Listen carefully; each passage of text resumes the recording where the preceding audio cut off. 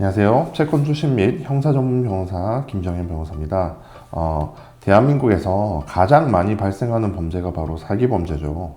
사기공화국이란 말이 있을 정도로 우리나라에서는 사기 사건이 정말 많이 발생하고 있는데요. 제가 최근 몇 년 동안 담당한 사기 피해 사건만 한 100건 정도는 될 것 같은데요. 오늘은 제 경험을 바탕으로 최근에 대표적으로 많이 발생하는 최신 사기 유형 한 5가지 정도를 소개해 드리려고 합니다.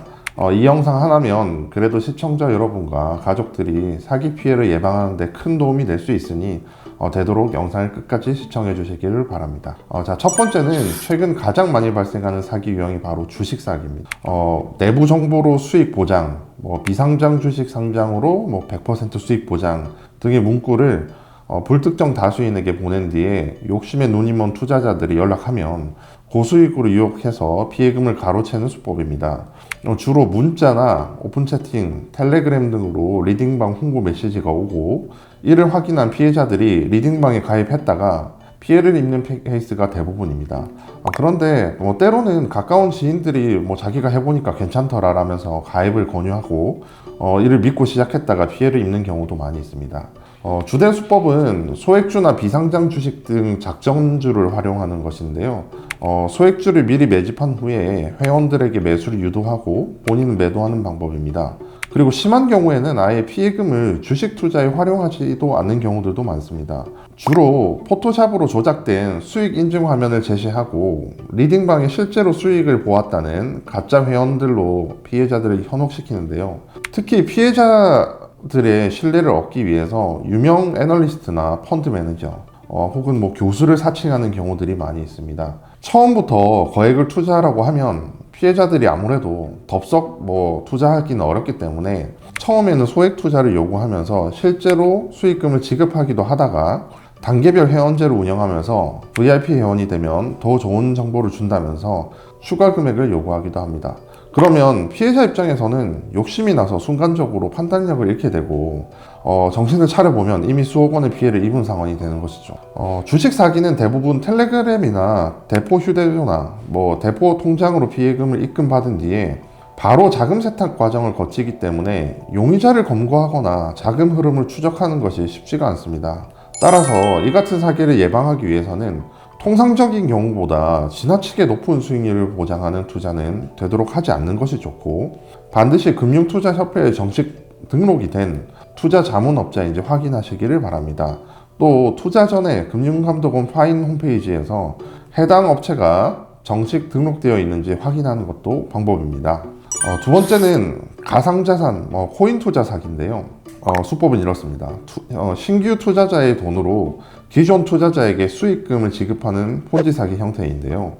예를 들면 차세대 비트코인이라면서 실체 없는 가짜 코인을 판매하거나 내부 정보라면서 특정 코인을 매수 유도한 뒤에 가격이 폭락하도록 하거나 혹은 고수익 채굴기를 투자를 빙자한 사기들도 있습니다. 특히 그 과정에서 유명 기업을 사칭하기도 하는데요. 삼성코인, 카카오코인 등 유명 기업과 무관한 코인을 언급하기도 하고 주식 사기와 같이 전문가를 사칭하기도 합니다. 코인 사기를 예방하기 위해서는 원금 보장, 고수익 보장 등등 이 같은 표현은 거의 100% 사기니까 절대 하지 마시고요. 또 원금 보장 자체가 관련법에 따라서 사기에 해당하기 때문입니다. 그리고 가상자산의 경우에는 가상자산 사업자로 신고된 업체인지 또 확인하는 것도 방법입니다. 그리고 세 번째로 또 많이 일어나는 것이 바로 전세 사기 사건입니다.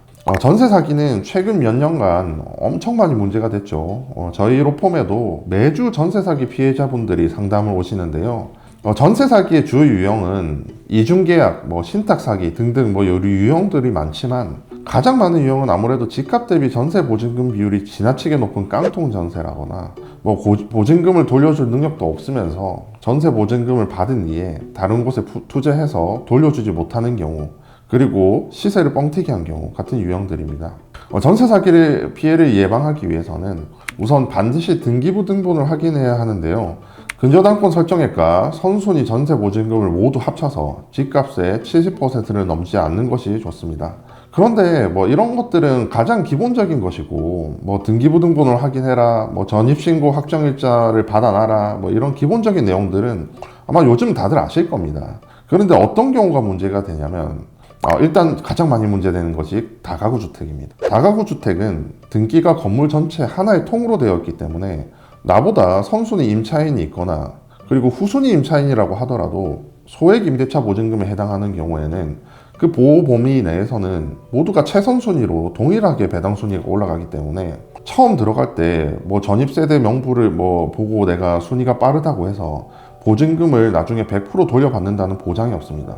또 최근에 전세 사기 이슈로 빌라의 가치가 거의 수직 하락했기 때문에 강제 경매로 넘어갔을 경우에 낙찰률도 매우 떨어지는 편입니다. 그래서 전세 사기 사건을 제가 엄청 많이 진행해본 변호사 입장에서는 어쩔 수 없지만 보증금을 좀 더 많이 주더라도 되도록이면 보증보험이 되는 집을 구하시거나 아니면 차라리 월세집을 구하시는 것을 추천드립니다.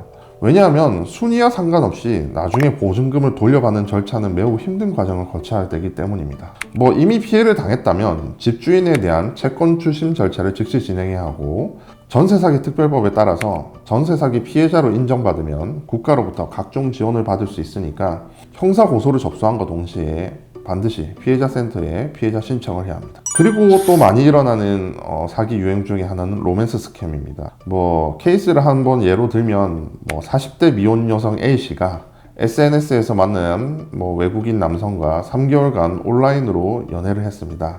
상대방은 한국에 가서 당신과 결혼하고 싶다면서 비행기표 구입비, 세관 통과 비용 등의 명목으로 총 한 3천만 원을 요구했고 A씨가 돈을 보낸 뒤에 연락이 두절되었습니다.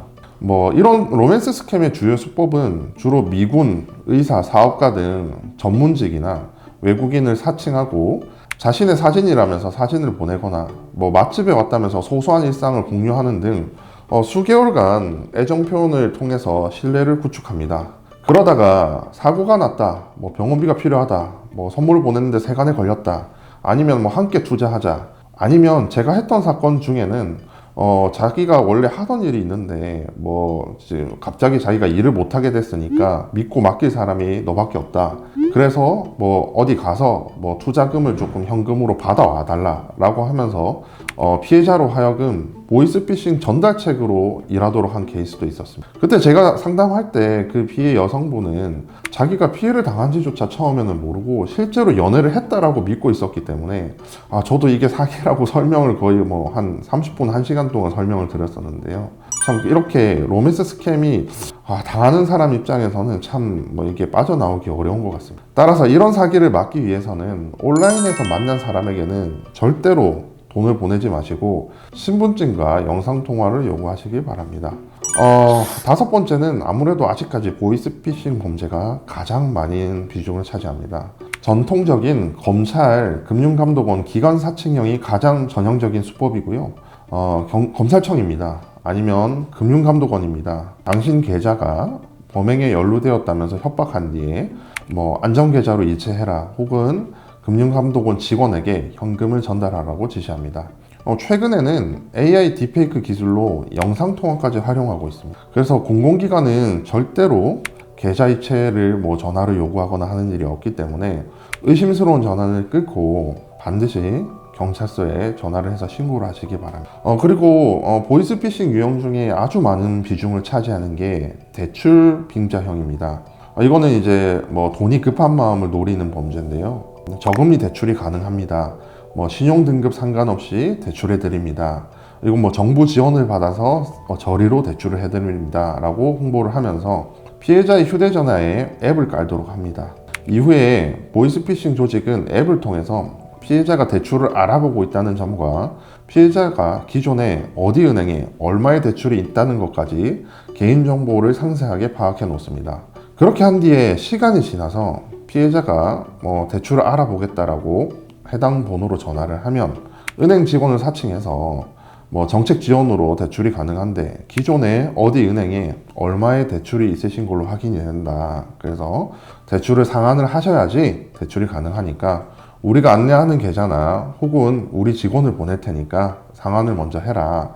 혹은 대출 심사를 위해서 일단 거래 실적이 좀 필요하다. 입금된 돈을 다시 인출해서 직원에게 전달해라 라고 합니다. 이 케이스가 사실 실무에서 정말 많습니다. 대부분 돈이 급해서 급하게 대출을 알아보기 때문에 정신이 없는 데다가 진짜 은행 직원인 것처럼 말투나 뭐 매너도 똑같이 하고 내가 어디 은행에 얼마의 대출이 있다는 등의 개인정보까지 싹 다 파악하고 있으니까 사회 경험이 적거나 연세가 많으신 어르신들은 믿을 수밖에 없는 거죠.